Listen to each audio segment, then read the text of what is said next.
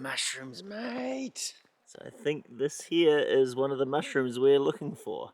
It looks like some really weird sort of poo. Feeling pretty chuffed. I got one.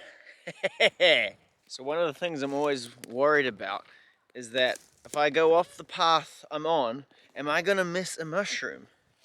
And these ones, I've not looked for these ones before, but they're really difficult to spot. They're like brown, sort of like weird pooey type things. And I'm just worried that I'm gonna miss one. But these mushrooms, you have to boil them 3 times to get the poison out, and then they're all right for eating. Oh, look at that! That thing is ugly. My God. Hello, my precious. Chop, chop, chop. So if they get exposed to the sun too long, they go black. Like they get cooked. Like this fella in here. Turns into wood, basically. Damn, cuz, it's a hard life. Seen people like that on the beach. This is alien as hell. How did you do it? Think like a mushroom. Fuck! Damn! What the hell? Look at that big boy. Chip, chop! Yeah. So satisfying. We're getting to that point where, like, now that is what I'm talking about. The floodgates have been opened. This is way more fun than it should be.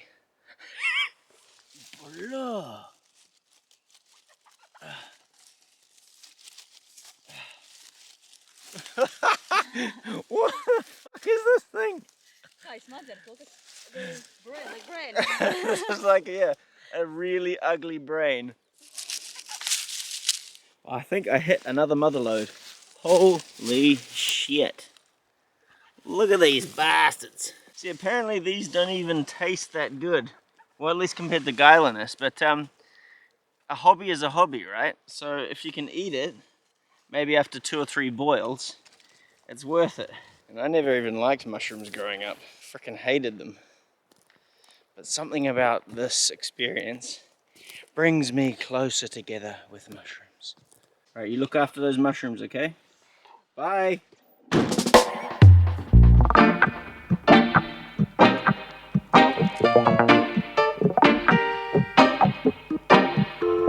This is the sort of shit you don't want on your food. So we're at that stage now where I've got to boil these mushrooms 3 times. And there's a lot of them. But it's quite interesting because I was told there is no real flavor to these mushrooms. They're a bit sort of like, which makes me wonder, with the boiling process, are we just boiling away the flavor? I'm not going to risk myself in terms of like not boiling this correctly to get the poison away or the toxicity away, but it does make me wonder, was the person who found out that these were toxic eating the best mushroom of their life? So as you can see here, they're cooking away. You got to bring them up to a boil, so we're getting close. Here's first round, here's everything that's been unboiled. So eventually all this has to go back through 2 more times. Oh, castanotic. We've got the last amount boiling, and they shrink down quite a lot, as you can see. But I was reading on this Norwegian website that says that you only need to boil them for around about 10 minutes. And I passed this information on, and then I was told that's why the Norwegians are so f***ed up. I don't think that's true. I like Norwegians, and I like Norway. But I will be boiling these for about 30 minutes total. So I'm going to do round 1, and then clear everything out. Now that they're a bit smaller, I can do it, I think, all in one batch and bring it to a boil. And then keep that on for 10 minutes until we get some foam, and then basically just do it like rice until the water runs clear. I don't know what I'm doing, but they're going to get fried up a bit later anyway, so hopefully the results are nice, because this is a lot of work. I'm going to rinse them as well and then wring them out before the next boil, apparently. I'm getting advice left, right and center. So here I've got chuck eye.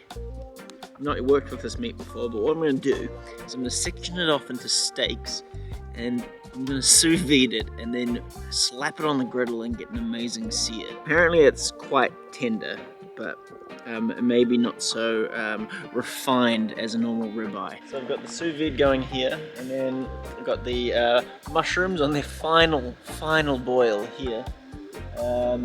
Hopefully I've done it right. What I'm going to do is I'm going to make a salsa out of those with a bit of dill, some chives, a bit of raw garlic, a bit of vinegar, sort of like a riff on a chimichurri, but like well deep into the Baltics, like an Argentinians got lost.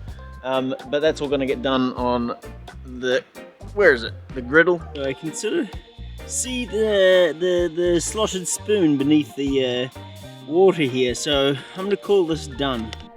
So these mushrooms are fairly inconsistently sized, so I gave them a bit of a chop just to get them sort of a rough sort of similar texture, and then laid them down on a bit of oil on the Razor Griddle. And they look and smell delicious. Now adding a little bit of salt actually brings out the flavour quite a lot, and there is flavour. So chopped up a bit of garlic, and most of it went to go with the mushrooms. The other half is going to go for a little bit of a salsa. Chopped up an onion, and that goes down with the mushrooms too.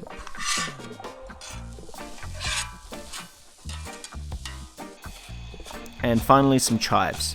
These are wild chives, a little blob of raw honey here. It's going to go in there. And to it, got some freshly squeezed apple juice. Go in there. Mash up the potato with his masher thing.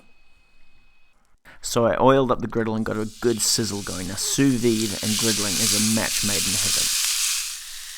The whole point of this was to try and create some flavours that would both echo and contrast each other. So the steak and the mushrooms go together, but then the steak contrasts with the sweet flavours. Yeah.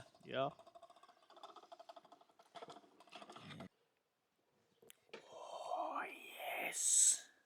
So this is what came of it. Pretty happy. I mean, everything was done outdoors. I mean, a slight cheat though using sous vide, but should be delicious. Tender as, man. The mushrooms coming through.